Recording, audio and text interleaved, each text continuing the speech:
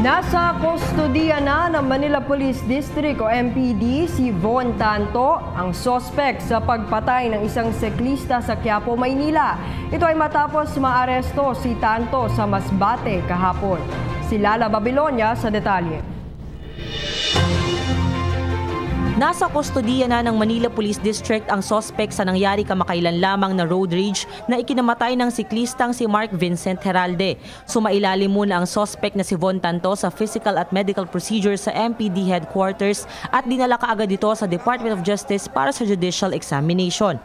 Ngayon, nasa selda na si Tanto sa MPD. Na-recover naman ang ginamit ni Tanto na umano'y lisensyadong baril sa pagpatay kay Heralde, isang caliber 45 na pistol na isinuko umano mismo ng bayaw ng sospek.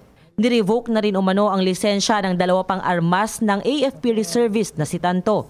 Samantala, hinihimok naman ni PNP Chief Ronald Bato de la Rosa ang mga lokal na pamahalaan na mag-install ng CCTV sa kanilang mga komunidad. Ayon kasi kay de la Rosa, without the CCTV, clueless tayo kung ano nangyari. So, in line with this, I am encouraging all local government units, lalong-lalo na doon sa mga lugar na matao, na sana ay mag-install na sila. They have to allocate some of their funds for this purpose, paglalagay ng CCTV. Napakalaki pong bagay nito. Ayon sa kapulisan, maaari nang sabihing naresolba na ang naturang kaso, ngunit hindi pa umano ito sarado hanggat hindi nagkakaroon ng prosekusyon.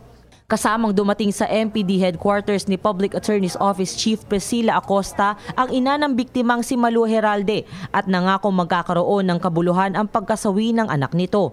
Naaresto muna umano si Tanto sa Milagros, Masbate ng militar sa tulong na rin ng kapulisan bago ito agarang sumuko.